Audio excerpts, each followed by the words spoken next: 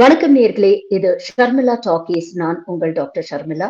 இன்னைக்கு நம்மளோட சிறப்பு விருந்தினரா இணைஞ்சிருக்கிறாரு அரசியல் விமர்சகர், ரிட்டையர்ட் ஐஏஎஸ் ஆஃபீஸர் திரு ஜி பாலச்சந்திரன் அவர்கள். வணக்கம் சார். வணக்கம் டாக்டர் ஷர்மிளா. வணக்கம். தமிழ் நிலப்பரப்புல இருந்து தான் இரும்பின் காலம் ஆரம்பித்தது அப்படின்னு ஒரு முக்கியமான அறிவிப்பை, பெரிய அறிவிப்பை மாண்புமிகு முதலமைச்சர் திரு மு.க.ஸ்டாலின் சில நாட்கள் முன்பு வெளியிட்டார் அப்படிங்கிறத நம்ம பார்த்தோம். ஒரு வரலாற்று முக்கியத்துவம் வாய்ந்த ஒரு அறிவிப்பு. இன்ஃபேக்ட் வரலாற்றையே மாற்றி எழுத வேண்டிய ஒரு தேவை ஏற்படக்கூடிய ஒரு அறிவிப்பு. உலகமெல்லாம் உற்று பார்த்தது, வரவேற்றது. இந்த அறிவிப்புடைய முக்கியத்துவம் என்ன? இதனால என்ன மாற்றங்களை, என்னென்ன விஷயங்களை எதிர்பார்க்கலாம்? இது 2-3 விஷயங்களை இதை தகர்த்துருச்சு. இதுவரைக்கும் நம்பப்பட்ட இதுல ஆய்வாளர்கள்லாம் இப்படித்தான் உலகத்தின் நாகரிகம் படர்ந்திருக்கும் நம்பினாங்க. முதல்ல ஸ்டோன் ஏஜ். ஸ்டோன் ஏஜில் old stone age, new stone age அப்படின்னு சொல்லியிருந்தது. அடுத்து நினைச்சாங்க காப்பர், அதுலேருந்து வந்த பிரான்ஸ். அதுக்கடுத்து அயன் ஏஜ் அப்படின்னு நினைச்சாங்க. இது வரைக்கும் அப்படித்தான் நம்பப்பட்டது. அதனால தான் இதில் சிந்து சமவெளி நாகரிகத்தில் பிரான்ஸை பார்த்தோம். ஆனால் கீழடியில் அயன் தான் பார்த்தோம், இரும்பு தான் பார்த்தோம். அப்போ பொதுவாக நம்பப்பட்டது என்னன்னா, அந்த சிந்து சமவெளி நாகரிகத்துக்கு அப்புறம் தான் இது வந்திருக்கும், அதனுடைய தொடர்ச்சியாக இருந்திருக்கும். இன்ஃபேக்ட் ஒருத்தர் ரொம்ப அழுத்தம் திருத்தமாக கூட சொல்லிட்டு இருந்தார், சிந்து சமவெளி நாகரிகம் முடிவு சங்க காலத்தின் தொடக்கம் அப்படிங்கிற மாதிரி ஒரு கருத்துக்கள்லாம் சொல்லப்பட்டது. ஆனா இப்ப என்ன இந்த கண்டுபிடிப்பின் மூலம், அதாவது 5345 வருடங்களுக்கு முன்னால், எவ்வளவு துல்லியமா சொல்றாங்க பாருங்க, 5345 ஆண்டுகளுக்கு முன்னால். இப்ப ஏன் இவ்வளவு துல்லியமா சொல்ல முடியுது? இதுக்கு முன்னாடி கார்பன் டேட்டிங் ஒண்ணுதான் நமக்கு இருந்தது. அந்த மெயினா ஒரு காலத்தை கணிப்பதற்கான கருவியாக கார்பன் டேட்டிங் அப்படிங்கிற ஒரு டெக்னாலஜி தான் இருந்தது. ஆனா இப்ப டெக்னாலஜி மாறிடுச்சு. ஆக்சலரேட்டட் மாஸ் ஸ்பெக்ட்ரோகிராபி அப்படின்னு சொல்லுவாங்க, ஏஎம்எஸ் அப்படின்னு சொல்லுவாங்க. இன்னொன்று ஆப்டிமலி சிமுலேட்டட் லூமினசன்ஸ் அப்படின்னு சொல்லுவாங்க. என்ன வித்தியாசம்னு சொல்லி கேட்டிங்கன்னா, உங்களுக்கு இதில் கார்பன் டேட்டிங் பண்ணும்போது அந்த கால கணக்குங்கிறது ஒரு 100 வருஷம் 200 வருஷம் முன்ன பின்னு இருக்கும். ஆனால் இந்த டெக்னாலஜியில் இவங்க என்ன காலம்னு சொல்லுவாங்களோ அது 30 வருஷத்துக்கு மேலே தவறுதலாக இருக்க முடியாது. எரர் ஆஃப் மார்ஜின் 30 வருஷம் தான் இருக்கும். 5345 சொன்னாங்கன்னா அது 5375 இருக்கலாம், அல்லது 5315 இருக்கலாம். அதுக்கு முன்னாடி இருக்க முடியாது, பின்னாடி இருக்க முடியாது. இது ரொம்ப முக்கியமான ஒரு விஷயம். அடுத்து இவங்க கண்டுபிடிக்கப்பட்ட சிவகளை போன்ற இடங்களில் கண்டுபிடிக்கப்பட்ட நெல்மணிகள்ல இந்த ஆய்வு நடத்தியிருக்காங்க. இந்த நெல்மணிகள் கண்டுபிடிக்கப்பட்டது, அதனுடைய ஆய்வு அப்படிங்கிறது பொதுவாக உலகம் எங்கும் மறுக்கப்பட முடியாத ஆதாரம் அப்படின்னு சொல்லி கருதப்படுது. இன்னொன்று முக்கியமாக நம்ம என்ன நினைக்கிறோம்னா, இன்னைக்கு இதை பற்றி நம்ம தமிழ்நாட்டு ஊடகங்கள் கூட அதிகமாக எழுதலை, வடநாட்டு ஊடகங்கள் எழுதுறதில்லை. எதுக்கெடுத்தாலும் திருக்குறளை திருப்பி திருப்பி சொல்ற நம்முடைய பிரதம மந்திரி இதை பற்றி ஏன் மௌனம் காக்கிறான்னு தெரியல. ராகுல் காந்தி பேசியிருக்காரு, இந்தியாவின் ஒரு பகுதியான தமிழ்நாட்டிலிருந்து அயன் ஏஜ் துவங்கி இருக்கிறது என்று ஆய்வாளர்கள் கண்டுபிடிப்பது நமக்கெல்லாம் மிக்க மகிழ்ச்சியான விஷயம். அதுதான் உண்மை. ஏன்னா இது தமிழ்நாட்டின் பெருமை தான். ஆனால் தமிழ்நாடு இந்தியாவுக்குள்ள தான் இருக்கு. அதனால தமிழ்நாட்டுடைய எந்த பெருமையுமே இந்தியாவுடைய பெருமை தான். இதை ஏன் அவங்க வெளிப்படையா அதை ஏத்துக்க மாட்டேங்கிறாங்கிறது அவங்கள தான் கேட்கணும். ஆனா முக்கியமான விஷயம் என்னன்னா, உலக தொல்பொருள் ஆய்வாளர்கள் இருக்காங்கல்ல, அவங்க எல்லாருமே இதை கருத்து சொல்லும் பொழுது இது சரியானதுதான், இந்த கண்டுபிடிப்புகள் விஞ்ஞான பூர்வமான உண்மைதான் அப்படிங்கிறதுல இருந்து யாருமே மாறுபட்டு பேசல. இது ரொம்ப ரொம்ப முக்கியமான விஷயம். நான் சில பேரை உங்களுக்கு சொல்றேன். திலீப் குமார் சக்கரவர்த்தி. இந்த திலீப் குமார் சக்கரவர்த்தி தகைசால் பேராசிரியர், தெற்காசிய தொல்லியல் துறை, கேம்பிரிட்ஜ் பல்கலைக்கழகம் அவரு. அடுத்து இன்னொருத்தர் பேராசிரியர் ஒஸ்மண்ட் போப்பராச்சி. இவர் தகைசால் இயக்குனர், பிரெஞ்சு தேசிய அறிவியல் ஆராய்ச்சி மையம், பாரிஸ்.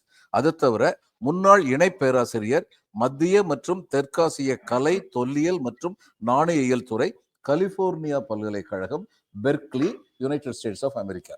இவர். அடுத்தது ராகேஷ் திவாரி நம்முடைய இந்திய தொல்லியல் துறைக்கு முன்னாள் தலைமை இயக்குனர், டைரக்டர் ஜெனரல் அவரு.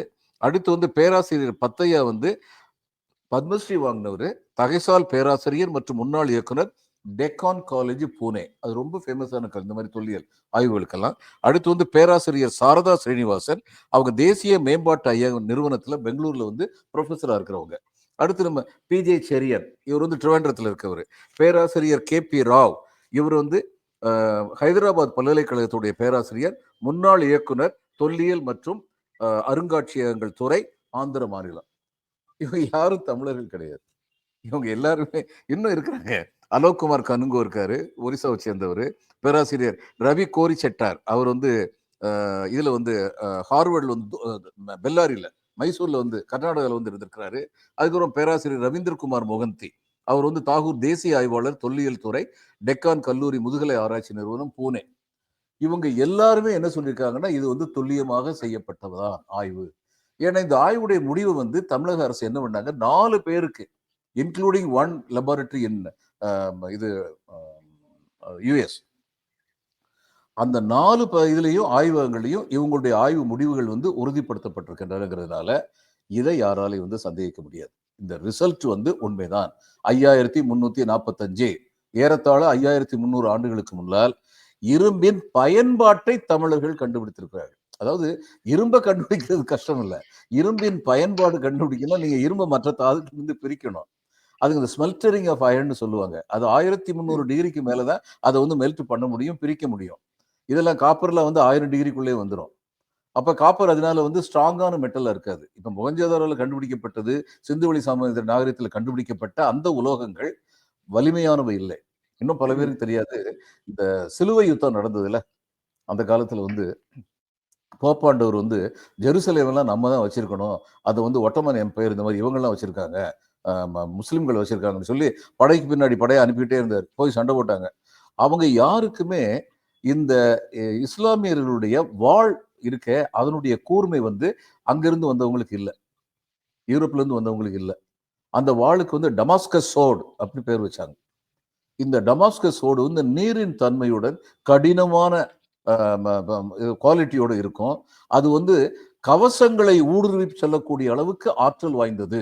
அதனால அவங்க வந்து தோத்தம் போறாங்க கடைசியில. ரிச்சர்ட் த லைன்னு சொல்லுவாங்க. இங்கிலிருந்து போன மன்னர் அந்த போர்க்களத்தில் இறந்து போயிட்டார். இந்த டமாஸ்கஸ் சோடுக்கான மூலப்பொருட்கள் அயன் காட்ஸ் சொல்லுவோம்ல, இரும்பு, அது தென்னிந்தியாவிலிருந்து அனுப்பப்பட்டது. அதுக்கு ஆதாரம் இருக்கு. அப்போ எங்க எங்க இருந்து அந்த தென்னிந்தியாவில் தமிழகத்திலிருந்து அனுப்பப்பட்டது.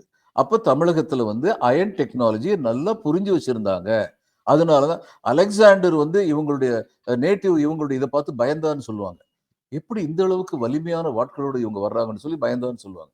அப்போ இந்த டெக்னாலஜி இவங்க வந்து 5300, ஏறத்தாழ 5300 ஆண்டுகளுக்கு முன்னால் இரும்பின் பயன்பாட்டை கண்டு அறிந்திருந்தார்கள் அப்படிங்கிறத பத்தி யாருக்கும் எந்த சந்தேகமும் இருக்க முடியாது.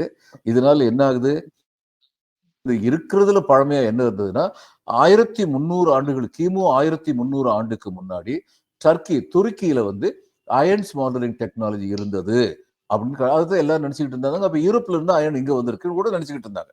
ஆனால் கிமு 1500 ஆண்டுல சிவகலையில அயன் ஸ்மால்டரிங் டெக்னாலஜி இருந்திருக்குங்கிறதுக்கான ஆதாரத்தை இப்ப கண்டுபிடிச்சிருக்காங்க. அப்ப அங்க இருந்து இங்க வரல, இங்க இருந்து அங்க போயிருக்குங்கிறத பற்றி முதல்வர் சொன்னது உண்மை. இரும்பு நாகரிகம், த அயன் ஏஜ், இங்கிருந்து தான் சென்றது. அப்ப இதுல இன்னொன்னு என்னன்னா, இது வரைக்கும் நம்ம நினைச்சுக்கிட்டு இருந்தோமே, கற்காலம், பழைய கற்காலம், புதிய கற்காலம், அதுக்கப்புறம் காப்பர் கம் பிரான்ஸ், அதுக்கப்புறம் அயன் அப்படின்னு சொல்லி இப்படித்தான் வளர்ந்ததுன்னு அந்த ரேஞ்சில் போல. தமிழ்நாட்டுல வந்து உங்களுக்கு அயன் அதிகமா இருந்தது, தாதுக்கள். அங்க வடநாட்டுல வந்து காப்பர் தாதுக்கள் வந்து அதிகமா இருந்தது. அப்போ ஏறத்தாழ மொஹஞ்சதாரோ நாகரிகத்தை 5000 வருஷத்துக்கு முன்னாடின்னு சொல்றாங்க. அதே 5000 வருஷத்துக்கு முன்னாடி தான் இங்க தமிழர்கள் வந்து இரும்பின் பயன்பாட்டை கண்டறிந்தார்கள் என்றால் இங்க ஒரு நாகரிகம் இருந்திருக்கு. அதனால தே ஆர் பேரலல் சிவிலைசேஷன்ஸ். அங்கிருந்து இங்க வந்துச்சு அப்படிங்கிற பேச்சுக்கு வந்து இனிமே வழி இல்லை. திரும்ப திரும்ப சில பேர் வந்து அது இது திராவிட நாகரிகம், சிந்து நாகரிகம், திராவிட நாகரிகம் இருக்கலாம், தாராளமா இருக்கலாம். ஆனா அங்க தமிழர்கள் இருந்தாங்கன்னு நம்ம நிறுவ வேண்டிய கட்டாயம் நமக்கு இல்லை. இங்க இருந்த தமிழர்களே சிந்து சமவெளி நாகரிகம் இருந்த காலத்துல இங்கே வந்து நம்ம நாகரிகமா தான் வாழ்ந்திருக்கோம். அப்ப எதுக்கு இன்னொரு இடத்தை தேடி போகணும்? அதனால வந்து அந்த தேடல் ஒரு காலத்துல வந்து மொஹஞ்சதாரோ ஹரப்பாவுடைய டிஸ்கவரி வந்து இன்னைக்கு பாகிஸ்தான்ல இருக்கு. அதனால வந்து நம்முடைய தொல்லியல் ஆய்வே வந்து சிந்து சமவெளி நாகரிகத்தை சென்ட்ரிக்கா வச்சு தான் எல்லாரும் பேசிட்டு இருந்தாங்க. இன்னைக்கு அது கிடையாது, அது தேவையில்லை அப்படிங்கிறது வந்து நிரூபிக்கப்பட்டிருக்கு. இந்த மாதிரியான விஷயங்கள்லாம் இதுல இருக்கு. கீழடி, ஆதிச்சநல்லூர் இது 2மே வந்து ரொம்ப முக்கியமான இடங்களா பார்க்கப்படுது. 2 இடத்துலயும் பல ஆதாரங்கள் வந்து கிடைச்சிருக்கு. இந்த ஆதாரங்கள் வெவ்வேறு காலகட்டத்தை சேர்ந்தவையா? இப்ப நீங்க 5000 வருடங்களுக்கு முன்னால தமிழர்கள் வந்து இரும்ப பயன்படுத்தியிருக்காங்க அப்படின்னு சொல்றீங்க. எந்த ஆதாரங்கள வச்சு அவங்க இரும்ப பயன்படுத்தியிருக்காங்க அப்படிங்கிறத கண்டுபிடிச்சாங்க? அப்படி பயன்படுத்தியிருந்தாங்கன்னா, என்னென்ன பயன்பாட்டுகளுக்கு அவங்க இரும்ப யூஸ் பண்ணாங்க? அத பத்தி சொல்லுங்களேன். இல்ல முக்கியமான கேள்வி. இப்ப கி முதல்ல வந்து அந்த காலத்துல பிரமின்னு சொல்லி அசோகாஸ் பிரமின்னு சொல்லுவாங்க. ஆம், அ வடநாட்டில் பயன்படுத்தப்பட்ட மொழியுடைய எழுத்துரு வந்து பிராமி. அது வந்து அசோகா அத பயன்படுத்தினாரு. அந்த அசோகாஸ் எடிக்ஸ்ன்னு சொல்லுவாங்கல்ல, இந்த பாறைகள்ல எல்லாம் செதுக்கி வச்சது. அது வந்து கிமு 3வது நூற்றாண்டை சேர்ந்தது. அப்ப கிமு 3வது நூற்றாண்டுக்கு முற்பட்ட எந்த எழுத்துருவும் அதுவரை கண்டுபிடிக்கப்படவில்லைங்கிறதுனால, அது வந்து பிராகிருதிங்கிற மொழியுடைய எழுத்துரு. அப்ப பிராகிருதி மொழிதான் இந்தியாவில் எழுத்துரு பெற்ற முதல் மொழி அப்படின்னு நினைச்சுக்கிட்டு இருந்தாங்க. இப்ப கீழடியில உள்ள மட்பாண்டங்கள்ல வந்து அது வெறும் கிறுக்கல் இல்லை, அது ஒரு மொழியுடைய உரு அப்படின்னு கண்டுபிடிச்சதும், அது வந்து கிமு 6வது நூற்றாண்டுன்னு சொல்லி கண்டுபிடிச்ச உடனே, இப்ப இவங்க வந்து பிராமிங்கிறது வந்து அ ம பிராகிருத்தியுடைய பிராமிக்கும் முந்தினதாக நம்முடைய மொழி இருந்திருக்கு. நம்முடைய மொழியின் எழுத்துரு இருந்திருக்கு. ஆக இன்னைக்கு கண்டுபிடிக்கப்பட்டதுடைய ஆதாரத்துல, இந்தியாவில் உள்ள எல்லா மொழிகளிலும் எழுத்துரு பெற்ற முதல் மொழி தமிழ் தான். இதை யாரும் சந்தேகிக்க முடியாது. அப்புறம் ஐராவதம் மகாதேவன் வந்து என்ன சொன்னாரு, முதல்ல அவர் என்ன சொன்னாரு, தமிழ் பிராமின்னு சொன்னார். இதுக்கு பேர் வச்சார். அவர் அதுக்கப்புறம் என்ன நினைச்சாருன்னா, பிராமியில இருந்து திரிந்து வந்ததாக தமிழ் பிராமி இருக்கும்னு அவர் நினைச்சார். ஆனா கிமு 6வது நூற்றாண்டு அப்படின்னு சொல்லி கீழடி காமிச்ச உடனே தெரிஞ்சிச்சு, இது பிராமியிலும் தெரிஞ்சு வரல. இது ஒரிஜினல். இது இண்டிபெண்டண்டா வளர்ந்தது. அதனால இப்ப அதை தமிழ் பிராமின்னு சொல்லி பொதுவா சொல்றது இல்ல. தமிழி அப்படின்னு சொல்லி சொல்றோம். ஏன்னா அந்த பிராமின்னு சொல்லி பேரை போட்டாலே கன்ஃபியூஸ் ஆகுது. அப்படிங்கிறதுனால தமிழி அப்படின்னு சொல்லி சொல்றோம். அப்ப கிமு 6வது அன்னைக்கு கீழடி கண்டுபிடிக்கும் பொழுது கிமு 6வது நூற்றாண்டுல வந்து தமிழ் எழுத்துரு இருந்ததுன்னு நமக்கு தெரியும். அது வரைக்கும் தெரியாது. அதே மாதிரி ஆதிச்சநல்லூர் வந்து கண்டுபிடிக்க 2 முக்கியமான விஷயம். ஆதிச்சநல்லூர் வந்து அந்த இடுகாடு தான் கண்டுபிடிச்சாங்க. இந்த முதுமக்கள் தாழி கண்டுபிடிச்சாங்க. அதுல முக்கியமான விஷயம் என்னன்னா, அங்க இருந்தது வந்து டிராவிடியன் ஸ்கல் மட்டும் கிடையாது. எலும்புக்கூடு வந்து திராவிட இனத்தை மட்டும் சேர்ந்ததில்லை. இது எல்லோ ரேஸ், இந்த சீனா மங்கோலியஸ் இருக்காங்களே, அந்த இனத்தை சேர்ந்த இது கண்டுபிடிக்கப்பட்டிருக்கிறது. ஆப்பிரிக்காவை சேர்ந்தவர்களுடைய இது கண்டுபிடிக்கப்பட்டிருக்குது. ஐரோப்பாவை சேர்ந்த எலும்புக்கூடுகள் கண்டுபிடிக்கப்பட்டிருக்குன்னா, அப்ப என்ன அர்த்தம்? என்ன அர்த்தம்னா, அது வந்து பெரிய ஒரு வைப்ரண்ட் சிட்டிக்கு பக்கத்துல இருந்த இடுகாடு. இன்னைக்கு நமக்கு சென்னை அல்லது பெங்களூர்ல வந்து எல்லாவித இனத்து மக்களும் இருக்காங்க. அதுல சில பேர் வந்து இப்ப பிரிட்டிஷ் அரசாட்சி வந்து இண்டிபெண்டன்ட் ஆனதுக்கு அப்புறம் பல ஆங்கிலேயர்கள் இங்கேயே இருந்து இறந்து போயிருக்காங்க. அவங்களுடைய சிதல வந்து சமாதி எல்லாம் இங்கேயே இருக்கு. பிரிட்டிஷ் ஆட்சி காலத்துல இருந்தே பல பேர் இங்கே இருந்து இறந்து போயிருக்காங்க. அவங்க சமாதி இருக்கு. அப்போ அப்படிப்பட்ட ஒரு காஸ்மோபாலிட்டன் சிட்டியா வந்து இது ஆதிச்சநல்லூர் இருந்திருக்கு. ஆனா ஆதிச்சநல்லூர் இடுகாட்டை கண்டுபிடிச்ச அளவுக்கான தீவிரத்தை ஆதிச்சநல்லூரை கண்டுபிடிக்கிறதுல காட்டியிருக்கணும். ஆதிச்சநல்லூருடைய அந்த இடுகாடு வந்து நீங்க இது கிமு 600னா அது அதுக்கும் முன்னாடி. அப்போ சிவிலைசேஷன் இருந்ததுக்கான அறிகுறி வந்து நம்ம ஆதிச்சநல்லூர்ங்கிற ஊர் எங்க இருந்துச்சு, அந்த நாகரிகம் என்னன்னு கண்டுபிடிக்க முடியாததுனால, அந்த சிவிலைசேஷன் எந்த பீரியட்ல இருந்துச்சு நமக்கு தெரியல. அப்ப நம்ம கிமு 600 வரைக்கும் தான் நம்முடைய சிவிலைசேஷன் உறுதியாக்கப்பட்டதுன்னு நினைச்சுக்கிட்டு இருந்தோம். ஆனா அதுக்கப்புறம் சிவகலை, மயிலாடும் பாறை இந்த மாதிரி இடங்கள்ல எல்லாம் நடத்தின ஆய்வுகளுக்கு அப்புறம் தான் இன்னைக்கு சொல்றாங்க இரும்பு நாகரிகம், இரும்பு பயன்பாடு அப்படிங்கிறது வந்து 5345 ஆண்டுகளுக்கு முன்னாடி வந்து தமிழர்களுக்கு தெரிஞ்சிருக்கு. இந்த ஆய்வு முடிவும் இதுவரை யாராலும் மறுக்கப்படவில்லை என்பது மட்டுமல்ல, வடநாட்டைச் சேர்ந்த இளம் ஆய்வாளர்கள் இதை வந்து உறுதிப்படுத்துறாங்க. அந்த மெத்தடாலஜி யூஸ் அப்படிங்கிறத பார்த்துட்டு இந்த மெத்தடாலஜி யூஸ் பண்ணி அவங்க ரிசல்ட் அத்தனையும் கொண்டு வந்திருக்காங்க. இந்த மாதிரி ஒரு பெரிய புஸ்தகமே போட்டிருக்காங்க. இந்த புஸ்தகத்தை வந்து தான் இவர் வந்து முதல்வர் வந்து அன்னைக்கு வந்து இந்த புஸ்தகத்தை வந்து எல்லாருக்கும் காமிச்சு தான் சொன்னாரு. இந்த ஆய்வு முடிவுகள் வந்து உறுதியாக கூறுகின்றன. இரும்பின் பயன்பாடு தமிழகத்திலிருந்து தான் உலகுக்கு சென்றது அப்படின்னு சொல்றது அப்படின்னு. இதை யாராலும் மறுக்கல. எதை வந்து அடுத்து வந்து இதுல முக்கியமான விஷயம் என்னன்னா, இது வந்து ஒரு திறவுகோல். இந்த ஆராய்ச்சி முடிவு வந்து ஒரு திறவுகோல். ஏன்னா இதுக்கு அடுத்து இன்னும் சில கேள்விகள்லாம் எழும் நேச்சுரலா. அப்ப இதெல்லாம் இருந்ததுன்னா அதை வச்சு அவங்க என்ன பண்ணாங்க? விவசாயத்துக்கு பயன்படுத்தினாங்களா? இது போர்க்களத்துக்கு பயன்படுத்தினாங்களா? இது அந்த காலத்துல வந்து புறப்பொருள் வெண்பா மாலைங்கிற ஒரு நூல்ல வந்து ஒரு கடைசி ஈற்றடி, ஒரு வெண்பாவுடைய ஈற்றடி வந்து கல் தோன்றி மண் தோன்றா காலத்தே வாளோடு முன்தோன்றிய மூத்த குடி அப்படின்னு சொல்லுவாங்க. அப்ப எல்லாரும் அந்நேரம் என்னங்க பல பேர் கலாட்டா பண்ணாங்க. அது இந்த கல்லும் மண்ணும் வர்றதுக்கு முன்னாடி தமிழன் வந்தா ஏன்னா ஒரு கற்பனைக்கு அளவே இல்லையா? அது கத்தி வேற வச்சுக்கிட்டு இருந்தானா? என்ன போய் உலகத்தை போய் சண்டை போட்டு ஜெயிச்சானா அப்படின்னு சொல்லி கேட்டாங்க. ஆனா அவர் என்ன சொல்ல வந்தாருன்னா, உலகு நில பாகுபாடுகள் வரையறுக்கப்படுவதற்கு முன்னால் கல்ங்கிறது என்ன? கல்ங்கிறது மலை, குறிஞ்சி. மலையும் மலை சார்ந்த இடமும். மண் அப்படிங்கிறது வயலும் வயல் சார்ந்த இடமும், மருதம். அப்ப குறிஞ்சி, முல்லை, மருதம், நெய்தல் என்று நில பாகுபாடுகள் உறுதிப்படுத்தப்படுவதற்கு முன்னாலேயே இங்க தோன்றி மெட்டலர்ஜியை பத்தி தெரிஞ்சு வச்சு, உலோகத்தை பத்தி தெரிஞ்சு வச்சு இருந்த ஒரு இனம் இருந்தது. அவங்க என்ன அமெரிக்காவை போய் பிடிச்சாங்கன்னு சொன்னாங்களா? ஹிமாலயா போய் அவனுங்களுக்குள்ள சும்மா சண்டை போட்டுக்கிட்டு இருந்தானுங்க. வேற என்ன பண்ணுவானுங்க? கல் தோன்றி மண் தோன்றா காலத்தே வாளோடு முன் தோன்றிய மூத்த மொழி. எல்லா இலக்கியங்கள் சொல்றதையும் வந்து கேலி பண்ணவங்க, கிண்டல் பண்ணவங்களுக்கெல்லாம் இன்னைக்கு வாயடைச்சு தான் போகும். ஏனென்றால் அதற்கான ஆதாரங்கள் இன்று கிடைக்கப் பெறுகின்றன. இது மறுக்க முடியாத உண்மை. நம்ம வந்து இந்தியா தமிழ்நாடு அப்படிங்கிறது ஒரு தனி நாடு கிடையாது. இந்திய நிலப்பரப்பில் ஒரு பங்காதான் வந்து நம்ம இருக்கோம். இன்னைக்கு நீங்க சொல்லக்கூடிய இவ்வளவு விஷயங்கள் வந்து கேட்கிறவங்களுக்கும் இது ஒரு பெரிய ஆச்சரியத்தை ஏற்படுத்தும். எவ்வளவு ஒரு தொன்மையான ஒரு நாகரிகமா தமிழர் நாகரிகம் இருந்திருக்கு அப்படின்னு. இப்படிப்பட்ட விஷயத்த உலகம் பூரா வரவேற்குது அப்படிங்கிறதையும் நாம பாக்குறோம். ஆனா தமிழர்களாகிய நாம ரொம்ப எதிர்பார்க்கிறது வந்து ஒன்றிய அரசுடைய ஒரு வரவேற்போ ஒரு அங்கீகாரத்தை தான். ஆனா வழக்கம் போல இந்த ஒன்றிய அரசு அதை கண்டும் காணாமல் நகர்கிறதே. இதற்கான காரணம் என்னன்னு நினைக்கிறீங்க?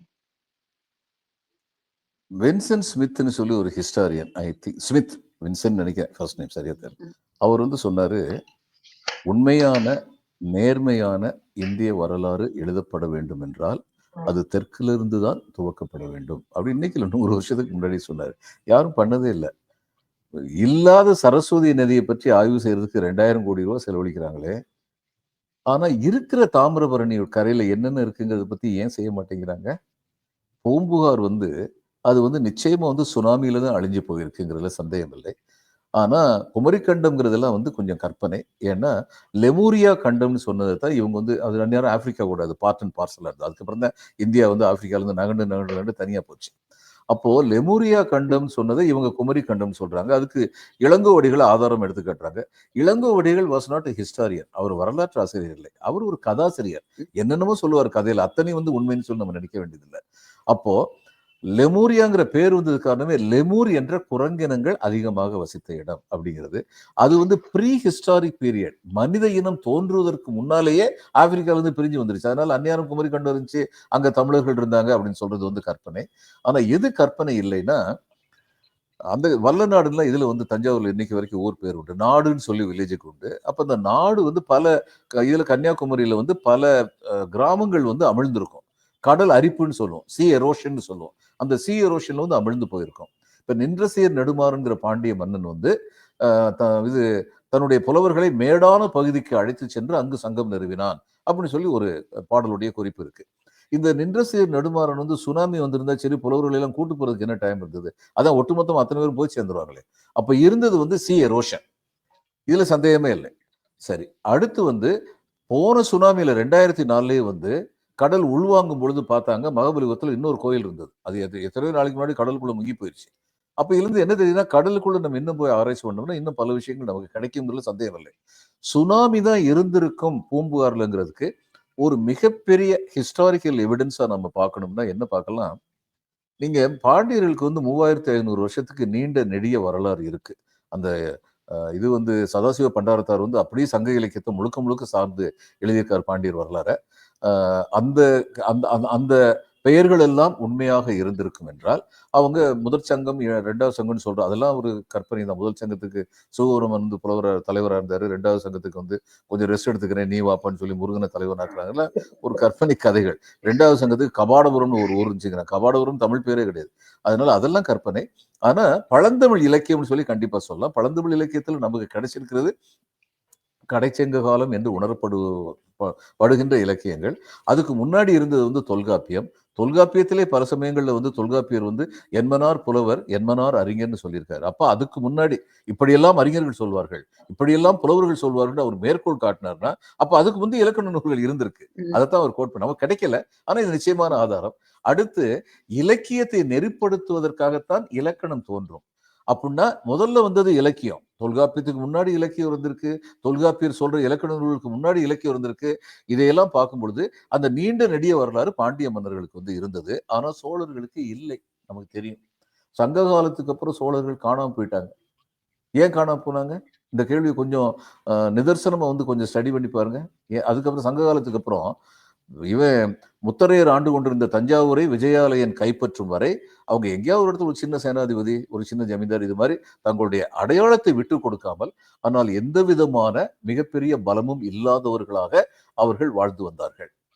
ஏன் அந்த நிலைமை வந்து இதுக்கு வரல, மதுரைக்கும் கொற்கைக்கும் வரல. ஆனா ஏன் சோழர்களுக்கு வந்தது அப்படின்னா, பூம்புகார் எப்படிப்பட்ட சிட்டியா இருந்தது? பட்டினப்பாலையில் வந்து உருத்திரங்கண்ணனார் சொல்றாரு, அங்க நாளங்காடி அல்லங்காடி, அப்படின்னா இரவு, டே மார்க்கெட் நைட் மார்க்கெட் ரெண்டும் இருந்தது. 24 ஹவர்ஸ் மார்க்கெட், வைப்ரண்ட் சிட்டி. அது வந்து board city and capital city ரெண்டுமே சேர்ந்தது. இன்னைக்கு கொஞ்ச நாளைக்கு முன்னாடி படிச்சேன், கர்நாடகா கவர்மெண்ட்டுக்கு ஒரு டோட்டல் ரெவன்யூல 75 to 80% பெங்களூருங்கிற ஒரு சிட்டில இருந்து வருது. அந்த சிட்டி ஒரு நாள் காணாம போச்சுன்னு வைங்க, கர்நாடகா என்ன ஆகும்? அதுதான் சோழர்களுக்கு நடந்தது. அவங்க வந்து என்னைக்கு வந்து சுனாமியில் வந்து பூம்புகார் போச்சோ, செல்வ செழிப்பு அத்தனை இழந்தவர்களாக மாறிவிட்டார்கள். அதனால அவங்க தலையெடுக்க முடியாம இருந்திருக்காங்க அப்படின்னு நம்மளால உணர முடியும்னா, பூம்புகாரை பார்த்து நம்ம ரிசர்ச் பண்ணத்தானே செய்யணும், கண்டிப்பா பண்ணத்தான் செய்யணும். 2002லயோ 2012லயோ ஹெங்கல்னு ஒருத்தர் வந்தார். அந்நேரம் வந்து கோவால வந்து தான் நம்முடைய இது இருந்தது, அந்த மேரிடைம் ரிசர்ச் பியூரோ வந்து கவர்மெண்ட் ஆஃப் இந்தியாவுடைய மேரிடைம் ரிசர்ச் பியூரோ. எல்லாருமே வந்து கொஞ்சம் ரிசர்ச் எல்லாம் பண்ணியிருந்தாங்க. இவர் வந்து 2 டிவி சேனல்ஸ் வந்து ஸ்பான்சர் பண்ணிச்சு. சேனல் 4ன்னு பிபிசியோடைய ஒன்று, அப்புறம் யூஎஸ்ல ஒரு சேனல் பேர் மறந்துட்டேன். அவங்க 2 தான் இவரை ஸ்பான்சர் பண்ணி அனுப்பி வச்சிருந்தாங்க. அப்போ இவர் முதல்ல கோவால போய் கேட்டாங்க. சயின்டிஸ்ட் வந்து தே ஆல்வேஸ் ஷேர் இன்ஃபர்மேஷன். அவங்க சொன்னாங்க, நாங்கள் இது வரைக்கும் அதை ரிசர்ச் பண்ணோம், இதுக்கு மேலே பண்ண முடியல, நிதி வசதி இல்லை, நீங்க போய் பார்க்கறதுனா பாருங்க. இவர் போய் பார்த்தார். 15 கிலோமீட்டரோ 15 மைலோ தள்ளி போய் பார்த்தார். போய் பார்த்தபோது ஒரு பெரிய ஸ்ட்ரக்சர் ஒன்று, ஒரு பெரிய கான்ஃபரன்ஸ் ஹால் மாதிரி இருந்தது. அங்க 15 கிலோமீட்டர் தள்ளி கடலுக்குள்ள. அதுல இருந்து கட் பண்ணி எடுத்துட்டு வந்து கார்பன் டேட்டிங்னு சொல்லி அனுப்பி. கார்பன் டேட்டிங் பார்த்து அவர் கொஞ்சம் பயந்து போயிட்டார். ஏன்னா அந்த கார்பன் டேட்டிங் வந்து இந்த பீஸ் ஆஃப் எவிடன்ஸ் வந்து 15,000 ஆண்டுகளுக்கு முற்பட்டது அப்படின்னு வந்துச்சு. உலகத்திலே இது வரைக்கும் மாயன் சிவிலைசேஷன் தான் பெரிய சிவிலைசேஷன் சொல்லிட்டு இருக்கோம். அந்த மாயன் சிவிலைசேஷன் வந்து 10,000 ஆண்டுகளுக்கு முற்பட்டது. அப்ப இது எப்படி 15,000 வருஷத்துக்கு முற்பட்டதா இருக்கும்? ஒருவேளை நம்ம எரர் ஆஃப் மார்ஜின் ரொம்ப ஜாஸ்தி, சரியா இது பண்ணல போல, டெஸ்ட் பண்ணல போல. தன்னுடைய இன்னொரு நண்பர், அவரும் கடல் ஆய்வாளர், அவருக்கு அனுப்பி வச்சார். அனுப்பி வச்சு நீங்க பார்த்து சொல்லுங்கன்னு. அவர் பார்த்து சொன்னார், நீ தப்பா தான் பண்ணியிருக்கப்பா, அது 15,000 ஆண்டுகள் இல்லை, 15,500 ஆண்டுகள் சொல்லி அவர் சொன்னார். அந்த அளவுக்கு பழமையானது. ஆனால் அவர் ஹெங்கல் இதையும் சொல்லியிருக்காரு, எனக்கு 2 நாள் தான் இருந்தது, அதுக்குள்ள நான் என்னுடைய ஆய்வு முடிச்சுட்டு திரும்ப ஓட வேண்டிய. அவர் உலகம் பூரா பண்ணியிருக்காரு, சவுத் அமெரிக்காவில் பண்ணியிருக்காரு, இது மாதிரி எல்லா இடத்துலையும் பண்ணியிருக்காரு. அதனால அது வந்து மேன்மேடு ஸ்ட்ரக்சரா நேச்சுரல் ஸ்ட்ரக்சரான்னு எனக்கு தெரியல, உறுதிப்படுத்த முடியவில்லை அப்படின்னு சொல்லி அவர் சொல்லியிருக்காரு. அப்போ என்ன தெரியணும்னா, நமக்கு பூம்புகார்ல வந்து உண்மையான ஆய்வுகள், கடல் ஆய்வுகள் நிகழ்த்தப்பட வேண்டும், கன்னியாகுமரியில் நிகழ்த்தப்பட வேண்டும். நம்முடைய வைகை, தாமிரபரணி, காவிரி, இது ஒவ்வொன்றும் வந்து பெரிய சுரங்கங்கள், நம்முடைய பண்பாட்டு கலாச்சார தங்க சுரங்கங்கள். அங்க எல்லாத்துலயுமே வந்து ஆய்வு நடத்தணும். இப்ப வெம்பக்கோட்டைன்னு சொல்லி சிவகாசி, இப்ப சிவகாசி இருந்து 8 மைல் தள்ளி அந்த ஊர் வெம்பக்கோட்டைன்னு இப்ப சொல்றாங்க. அதனுடைய ஒரு காலத்துல அதனுடைய பெயர் வந்து வெண்பனி கோட்டை அப்படின்னு சொல்லி அதனுடைய பெயர் இருந்ததான். இப்ப பல பெயர்கள் மாறி இருக்கு. பொள்ளாச்சின்னு இன்னைக்கு நம்ம சொல்றோமே, இது ஒரு காலத்துல பொருளாட்சி அப்படின்னு சொல்லி இருந்ததான். ஏன்னா அங்க வந்துதான் பெரிய மார்க்கெட், பையர் செல்லர்ஸ் எல்லாம் அங்கதான் கூடுவாங்க, கூடி தங்களுடைய ப்ராடக்ட் வந்து இது பண்ணுவாங்க, பிசினஸ் பண்ணுவாங்க. அது மாதிரி அது வெண்பனி கோட்டை வந்து அங்க வந்து நிறைய கண்டுபிடிச்சு அகழ்வாராய்ச்சி நடத்திக்கிட்டே இருக்கு. தங்கம் எல்லாம் கண்டுபிடிச்சிருக்காங்க. ஏஜ் வந்து இனிமேல் டிட்டர்மின் பண்ணும். அதாவது சவுத்து வந்து இதுல வந்து இந்திய ஆய்வாளர்கள், ஹிஸ்டாரியன் சரி, இந்திய ஆய்வாளர்கள் சரி, சவுத்தை புறக்கணிச்சிருக்காங்கிறது உண்மைதான், அதுல சந்தேகமே கிடையாது. அதனால என்ன பண்ணதுன்னா, தொல்பொருள் ஆய்வு வந்து தமிழ்நாடு அரசே நடத்த வேண்டிய கட்டாயத்துக்கு உள்ளாச்சு. ஒரு விதத்தில் நல்லதுதான், நடத்தி இன்னைக்கு கண்டுபிடிச்சாங்க, யாராலையும் பேச முடியாது, உண்மையை தான் சொல்லியிருக்காங்க அப்படிங்கிறது ஒரு விதத்தில் நல்லதுதான். அதனால முதல்ல கிமு இன்னைக்கு 600ங்கிறதே கீழடி வந்ததுக்கு அப்புறம் கண்டுபிடிச்சோம். கிமு 600ங்கிறதே ஆதிச்சநல்லூர் புதை இது வந்து இடுகாடு வந்து என்னைக்கோ நம்ம பார்த்துட்டோம். அது வந்து எத்தனை வருஷத்துக்கு முந்தினதுன்னு. இன்னைக்கு சிவகலை இதிலெல்லாம் வந்து ஆய்வு நடத்தி லேட்டஸ்ட் டெக்னாலஜி யூஸ் பண்ணதுல 5300 ஆண்டுகளுக்கு முன்னால் ஏறக்குறைய நம்ம வந்து இரும்பின் பயன்பாட்டை அறிந்திருந்தோம், கண்டுபிடிச்சிருக்கோம்.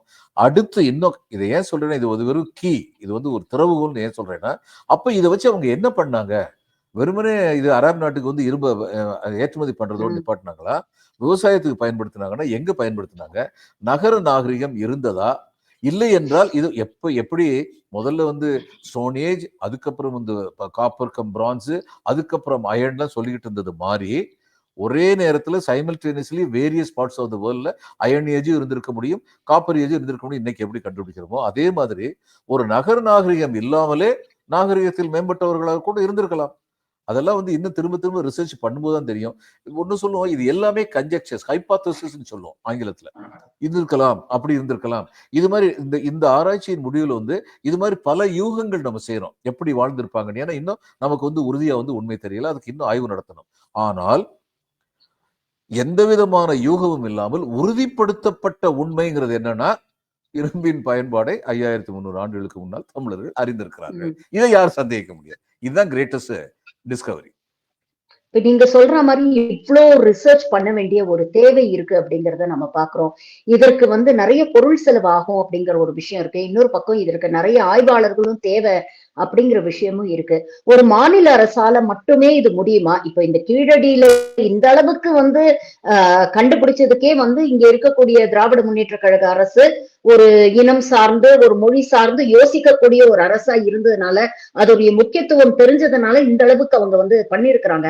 பட் நீங்க சொல்ற அளவுக்கு இதை இன்னும் அடுத்த கட்டத்துக்கு கொண்டு போறதுக்கான ஒரு ஒரு மாநில அரசால அது முடியும்னு நினைக்கிறீங்களா? ஒன்றிய அரசுடைய ஒரு அசிஸ்டன்ஸ் இதுக்கு தேவைப்படாதா? இல்ல, பெரும் பொருட்செலவாகும். இதுக்கு 2 வழி இருக்கு. இந்திய அரசு நடுநிலைமையோட நடந்துக்கணும். இங்க நடக்கிற ஆய்வுகள் எல்லாமே வந்து இந்தியாவுக்கு பெருமை தேடி தருபதுங்கிறத தெரிஞ்சுக்கிட்டு அவங்க வந்து கொலாபரேட்டிவ் ஒர்க் அவங்க பண்ணணும். இவங்களும் அதுக்கு எழுதலாம். நம்முடைய அரசும் எழுதலாம். கொலாபரேட்டிவ் ஒர்க் அவங்க பண்றது ஒண்ணு. இன்னொன்னு, மேல்நாட்டுல பல சமயங்கள்ல வந்து பெரிய பெரிய தனவந்தர்கள் வந்து டீம் வந்து ஃபார்ம் பண்ணுவாங்க. அவ்வளவு தூரத்துக்கு பணம் செலவழிக்கணும் அப்படிங்கும்போது பெரிய பெரிய தனவந்தர்கள் வந்து டீம் ஃபார்ம் பண்ணுவாங்க. தமிழ்நாட்டிலையும் வந்து சில பேர் வந்து ரொம்ப பணம் சேர்த்தவங்க இருக்காங்க. அவங்களுக்கு வந்து இப்ப இவர் சிவநாடார் வந்து தான் படித்த அரசு பள்ளிக்கு வந்து சில கோடி ரூபாய்கள் கொடுத்து அதை வந்து ரொம்ப அருமையான ஒரு பள்ளி கட்டடங்கள்லாம் கொடுத்துருக்கிறாரு. இப்போ அந்த மாதிரி பட்டவங்ககிட்ட வந்து இதனுடைய முக்கியத்துவத்தை சொல்லி அவங்களுடைய பார்ட்டிசிபேஷனை கேட்கலாம். தமிழ்நாடு அரசு மட்டும் இதை செய்யறதுங்கிறது சிரமம். ஏன்னா நமக்கு அவ்வளவு இருக்கு ரிசர்ச் பண்ண வேண்டியது. அந்த இதுக்கெல்லாம் வந்து இது வந்து ஆர்கியாலஜி வந்து எக்ஸ்கவேஷன் வந்து ரொம்ப கடினமான இது நுட்பமான எந்திரங்களை எல்லாம் பயன்படுத்த வேண்டியது. அதுக்கு வந்து ரொம்ப செலவழியும். அதனால வந்து கவர்மெண்ட் ஆஃப் இந்தியா இதுல வந்து இறங்கினாங்கன்னா அது ரொம்ப வரவேற்கத்தக்கது. பல முக்கியமான விஷயங்களை இன்னைக்கு எங்களோட பகிர்ந்துக்கிட்டீங்க. நீங்க சொல்ல சொல்ல தமிழர்களுடைய நாகரிகம் வந்து எவ்வளவு தொன்மையானது, எவ்வளவு பெருமைக்குரியது அப்படிங்கறத இந்த காணொலி மூலமா எல்லாரும் தெரிஞ்சுக்கிட்டு இருப்பாங்க. உங்கள் நேரத்துக்கும் கருத்துக்களுக்கும் மிக்க நன்றி sir. Thank you very much for joining. உங்களுக்கு பாரதியார் பாட்டு ஒன்று நினைவு இருக்கா? அதோட முடிச்சிருவோம். முத்து குளிப்பது ஒரு தென்கடலிலே, மொய்க்கும் வணிகர் பல நாட்டினர் வந்தே, நத்தி பணிந்து நம்மருளை வேண்டுவது மேற்கரையிலே அப்படின்னு அன்னைக்கு பாடினாரு. எல்லாம் வந்து இன்னைக்கு ஒண்ணுக்கு பின்னால் ஒண்ணா ஆதாரங்களோடு வந்துகிட்டு இருக்குங்கிறது ரொம்ப மகிழ்வான விஷயம். மறுபடியும் சொல்றேன், இது தமிழ்நாட்டுக்கு மட்டுமில்லை. நம்ம தமிழ்நாடுங்கிறது எங்க இருக்கு? இந்தியாவில் இருக்கு. இந்தியாவுக்கே ரொம்ப பெருமையான விஷயம். அப்படி எல்லாரும் பார்த்தாங்கன்னா நல்லா இருக்கும். நன்றி, வணக்கம்.